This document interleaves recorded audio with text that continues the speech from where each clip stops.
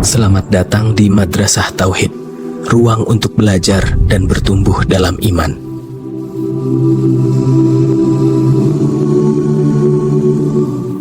Jangan bayangkan Dajjal datang dengan wajah menyeramkan. Jangan bayangkan ia datang membawa kegelapan. Karena jika itu yang kamu bayangkan, kamu mungkin tidak akan selamat.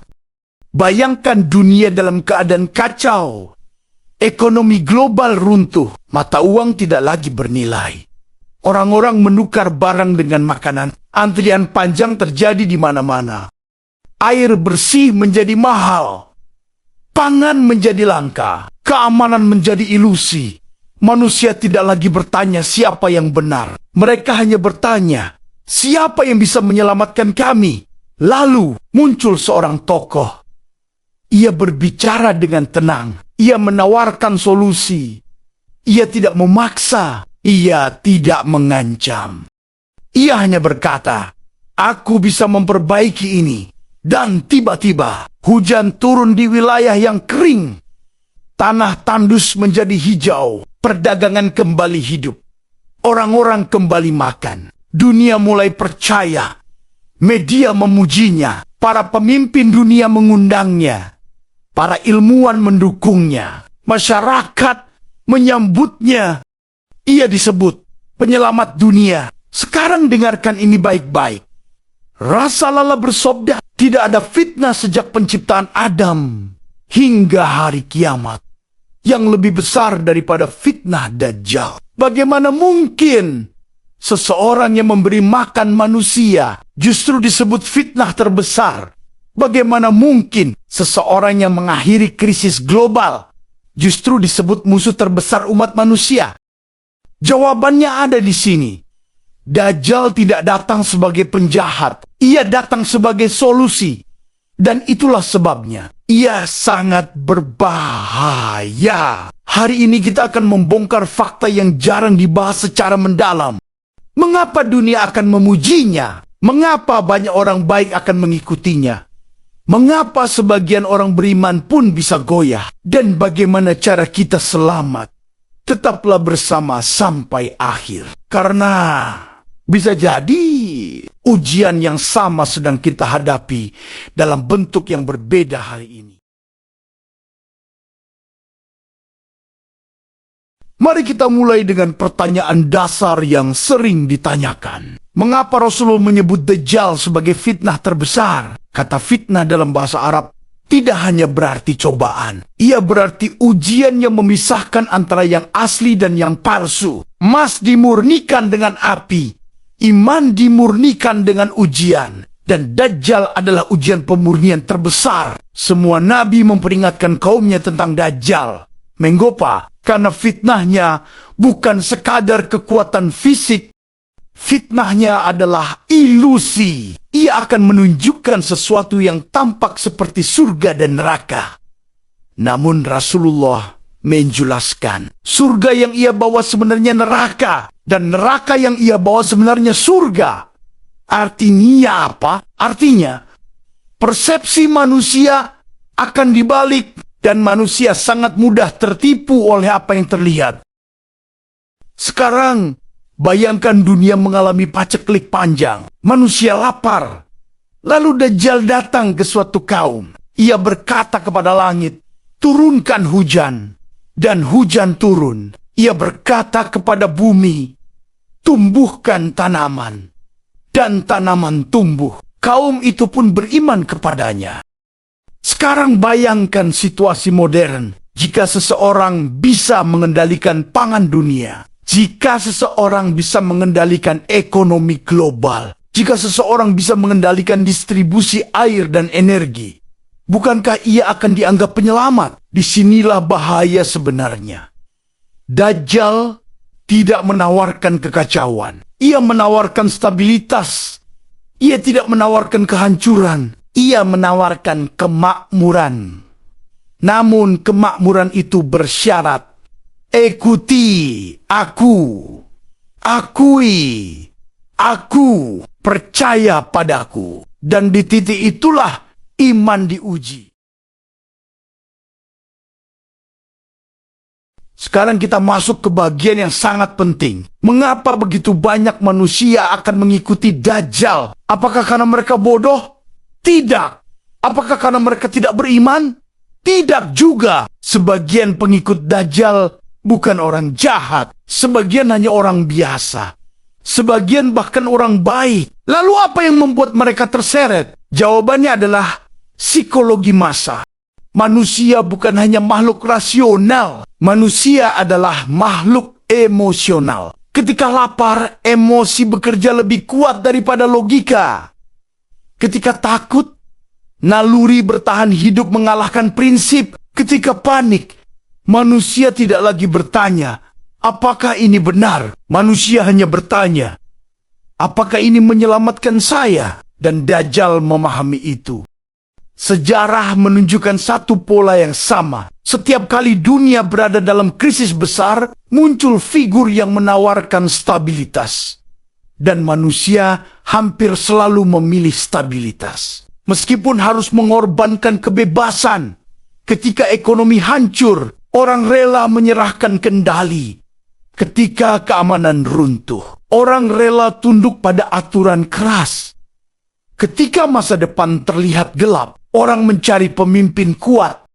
Sekarang bayangkan skala global. Bukan hanya satu negara, seluruh dunia. Jika krisis pangan melanda banyak wilayah sekaligus, jika sistem keuangan kolaps, jika konflik bersenjata meluas, maka rasa takut menjadi bahasa universal. Dan dalam rasa takut itulah Dajjal Temple. Ia tidak perlu memaksa, ia hanya perlu menawarkan rasa aman, dan manusia akan datang sendiri. Ada satu fenomena berbahaya dalam psikologi manusia. Ketika mayoritas percaya sesuatu, individu mulai meragukan dirinya sendiri.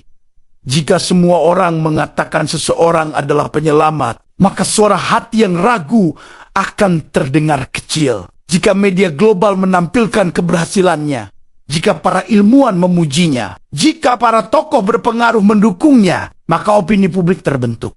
Dan ketika opini publik sudah terbentuk, kebenaran terasa seperti minoritas. Disinilah ujian berat terjadi.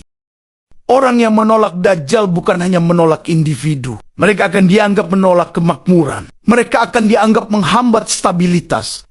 Mereka akan dianggap musuh perdamaian. Tekanan sosial jauh lebih berat daripada tekanan fisik. Banyak orang mampu menahan lapar, tetapi sedikit yang mampu menahan isolasi sosial. Dajjal tidak menawarkan proses panjang. Ia menawarkan hasil cepat. Langit turun hujan. Tanah langsung subur. Krisis langsung selesai. Dan manusia menyukai hal instan. Di zaman sekarang pun, manusia ingin cepat kaya. Ingin cepat sukses, ingin cepat terkenal. Keinginan instan membuat manusia mudah terpesona. Ketika sesuatu terlihat ajaib, manusia cenderung kagum sebelum berpikir. Dan Dajjal memiliki kemampuan yang membuat manusia terpesona. Ia bukan hanya berbicara, ia menunjukkan. Dan ketika mata melihat, hati seringkali mengikuti. Ada satu hal yang perlu kita renungkan. Iman itu tenang, tetapi rasa takut itu mendesak. Ketika seseorang dihadapkan pada pilihan, tetap beriman, tetapi kelaparan, atau mengikuti Dajjal dan mendapatkan makanan. Pilihan itu tidak sesederhana teori. Disitulah iman diuji dalam kondisi ekstrem. Rasulullah menyebut bahwa Dajjal akan membawa sesuatu seperti surga dan neraka. Surga itu penuh kenikmatan. Neraka itu penuh penderitaan. Tetapi hakikatnya dibalik. Sekarang bayangkan tekanan psikologisnya. Jika seluruh keluarga bergantung pada keputusanmu, apakah kamu tetap bertahan? Inilah sebabnya doa perlindungan dari Dajjal diajarkan dalam salat. Karena ini bukan sekadar ujian intelektual, ini ujian ketahanan hati. Dajjal bukan sekadar individu kuat, ia akan memiliki legitimasi. Legitimasi berarti pengakuan. Jika tokoh dunia mengakuinya, jika sistem global mengakuinya, maka ia bukan lagi sosok pinggiran. Ia menjadi pusat kekuasaan. Dan ketika seseorang berada di pusat sistem, menolaknya berarti keluar dari sistem. Keluar dari sistem berarti kehilangan akses, kehilangan pekerjaan, kehilangan makanan, kehilangan keamanan. Tekanan seperti ini sangat berat, dan disitulah banyak orang akan menyerah. Dajjal tidak perlu mengubah hakikat, ia hanya perlu mengubah persepsi. Jika ia bisa membuat manusia percaya bahwa ia membawa kebaikan, maka sebagian besar pekerjaan selesai. Karena manusia seringkali menilai berdasarkan apa yang terlihat, dan jika kebaikan duniawi terlihat nyata, sementara akhirat terasa jauh, maka banyak yang memilih yang terlihat. Disinilah letak bahayanya. Fitnah terbesar bukanlah kekuatan fisik. Fitnah terbesar adalah manipulasi persepsi. Sekarang pertanyaannya bukan lagi, apakah Dajjal kuat? Tetapi apakah iman kita lebih kuat dari rasa takut? Apakah keyakinan kita lebih kuat dari tekanan sosial? Apakah tauhid kita lebih kokoh daripada kebutuhan dunia? Karena pada akhirnya, ujian Dajjal bukan hanya tentang mengenali siapa dia. Ujian Dajjal adalah tentang mengenali diri kita sendiri. Dan itulah sebabnya Rasulullah sangat sering memperingatkan tentangnya. Karena ketika fitnah itu datang, yang tersisa hanyalah iman yang benar-benar kokoh. Kita sudah melihat bagaimana Dajjal bekerja. Bukan dengan kekerasan semata. Bukan dengan ancaman terang-terangan. Tetapi dengan memahami manusia. Rasa takut, rasa lapar, keinginan untuk aman, dan tekanan dari mayoritas. Sekarang muncul satu pertanyaan yang paling penting. Jika fitnah ini begitu besar, jika tekanannya begitu kuat, lalu siapa yang bisa selamat? Apakah hanya orang yang berilmu tinggi? Apakah hanya orang yang hidup jauh dari dunia? Atau justru ada sikap tertentu yang membuat seseorang tidak mudah tertipu? Disinilah kita masuk ke bagian berikutnya. Bukan tentang siapa Dajjal, tetapi tentang siapa yang tidak akan mengikutinya. Rasulullah tidak hanya memperingatkan umatnya tentang Dajjal. Beliau juga menunjukkan jalan keselamatan. Dan ini penting untuk dipahami. Karena Allah tidak pernah memberi ujian tanpa memberi jalan keluar. Yang pertama dan paling utama adalah tauhid yang kokoh. Orang yang benar-benar bertauhid tidak menggantungkan hidupnya pada dunia. Ia baru seha, ia baik, tetapi hatinya tahu yang memberi rezeki adalah Allah. Maka ketika Dajjal menawarkan kemakmuran, hatinya tidak langsung tunduk.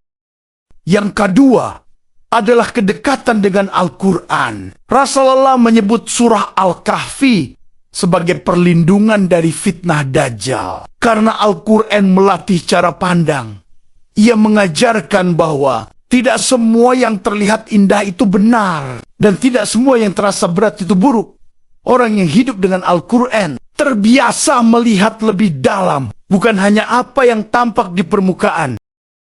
Yang ketiga adalah tidak menjadikan dunia sebagai tujuan akhir. Dajjal datang membawa kenyamanan. Tetapi orang yang hatinya terlalu mencintai dunia akan mudah dibeli. Sabalik, orang yang menjadikan akhirat sebagai tujuan lebih sulit digoyahkan. Ya, mungkin tergoda, tetapi tidak tunduk.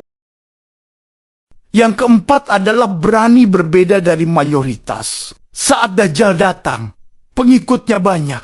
Menolaknya berarti melawan arus. Dan ini tidak mudah. Tetapi iman sejati memang tidak selalu populer. Orang yang terbiasa mengikuti kebenaran, bukan sekadar mengikuti jumlah, akan lebih kuat berdiri. Dan yang terakhir adalah kesadaran bahwa diri ini lemah. Rasulullah saja memohon perlindungan dari fitnah Dajjal. Ini mengajarkan satu hal penting. Keselamatan bukan karena merasa kuat, tetapi karena terus meminta penjagaan Allah. Orang yang merasa aman dengan imannya justru paling rentan, sedangkan orang yang selalu waspada lebih dekat dengan keselamatan. Kita sudah membahas siapa yang bisa selamat dari fitnah Dajjal. Tauhid yang kokoh, kedekatan dengan Al-Quran, tidak cinta dunia secara berlebihan, berani berbeda dari mayoritas, dan selalu merasa butuh perlindungan Allah. Namun sekarang muncul satu pertanyaan yang lebih dekat dengan kita. Bagaimana jika latihan menuju fitnah itu sudah terjadi sekarang? Bagaimana jika dunia hari ini sedang membiasakan kita untuk menerima sesuatu yang salah? Karena terlihat benar, inilah yang perlu kita renungkan bersama. Rasulullah menyebut Dajjal sebagai fitnah terbesar sepanjang sejarah. Artinya, ia bukan sekadar tokoh. Ia adalah simbol ujian. Ujian tentang apa? Tentang kebenaran dan ilusi. Tentang iman dan kenyamanan. Tentang prinsip dan keuntungan. Sekarang lihatlah dunia kita. Informasi datang begitu cepat. Opini bisa mengalahkan fakta. Popularitas bisa mengalahkan kebenaran. Yang salah bisa terlihat benar. Yang benar bisa terlihat ekstrem. Bukankah ini mirip dengan konsep fitnah? Dajjal kelak tidak datang dengan tulisan penipu di dahinya. Ia datang dengan citra yang meyakinkan. Dan dunia hari ini telah melatih kita untuk menilai sesuatu dari tampilan luar. Kita lebih percaya yang viral daripada yang benar. Kita lebih kagum pada yang sukses daripada yang lurus. Dan tanpa sadar, standar kebenaran perlahan bergeser. Fitnah Dajjal bukan hanya soal mukjizat palsu, tetapi soal persepsi. Ia membuat manusia melihat yang salah sebagai benar. Dan jika kita tidak melatih hati sejak sekarang, kita bisa terbiasa dengan kebingungan moral. Ketika riba dianggap biasa, ketika aurat dianggap kuno, ketika maksiat dianggap kebebasan, lama-lama hati menjadi kebal. Dan hati yang kebal lebih mudah menerima kebohongan besar. Namun ini bukan untuk membuat kita takut, ini untuk membuat kita sadar bahwa setiap zaman punya ujiannya. Don't mungkin. Ujian kita hari ini adalah membiasakan diri untuk tetap memegang kebenaran. Meski dunia berubah cepat, karena saat fitnah besar benar-benar datang. Yang selamat bukan yang baru belajar iman, tetapi yang sudah melatihnya. Bukan yang baru sadar, tetapi yang sudah terbiasa menjaga hati. Maka sebelum kita bertanya, apakah kita akan selamat dari Dajjal?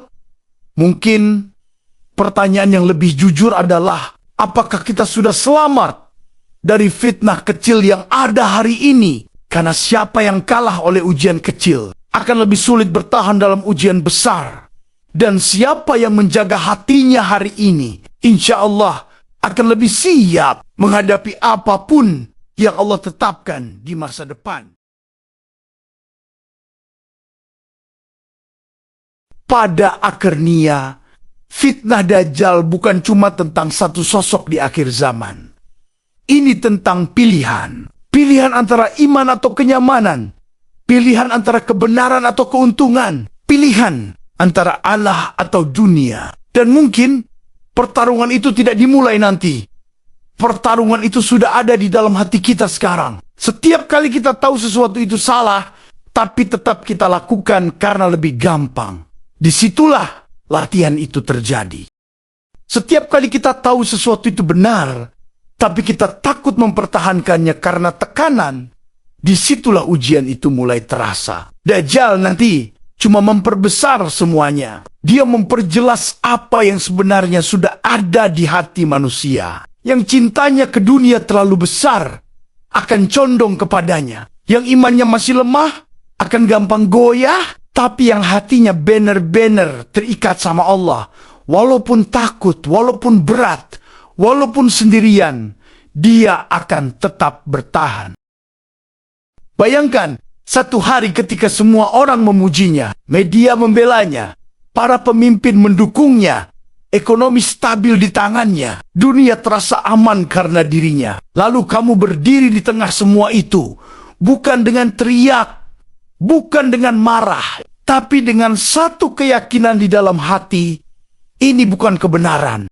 Itulah keberanian yang sebenarnya. Bukan berani melawan manusia, tapi berani melawan godaan dalam diri sendiri. Karena ujian terbesar bukan ancaman. Ujian terbesar adalah tawaran. Tawaran kenyamanan, tawaran keamanan, tawaran hidup enak tanpa perjuangan iman. Dan disitulah hati benar-benar diuji. Tapi jangan takut. Allah tidak menilai kita dari seberapa besar fitnah yang kita hadapi. Allah menilai dari seberapa jujur kita menjaga hati. Kalau hati ini tulus ingin selamat, Allah Maha mampu menjaga. Rasulullah sudah mengajarkan doa perlindungan, sudah mengajarkan Al-Quran sebagai cahaya, sudah memperingatkan kita jauh sebelum semuanya terjadi. Sekarang tinggal satu pertanyaan, apakah kita mau mempersiapkan diri mulai dari hal kecil, perbaiki sholat, dekat sama Al-Quran, jujur dalam urusan dunia, kurangi cinta berlebihan pada materi, latih diri untuk memilih yang benar, walaupun tidak populer. Karena mungkin keselamatan dari fitnah terbesar di akhir zaman bukan ditentukan dalam satu momen besar, tapi ditentukan dari keputusan-keputusan kecil yang kita ambil setiap hari. Semoga Allah jaga hati kita. Semoga Allah kuatkan iman kita. Dan kalau zaman itu benar-benar datang, semoga kita termasuk yang tetap teguh. Amin. Semoga ilmu ini bermanfaat dan menguatkan iman kita semua. Jangan lupa dukung terus dengan like, share, dan subscribe Madrasah Tauhid untuk terus mendapatkan pembelajaran iman yang bermanfaat.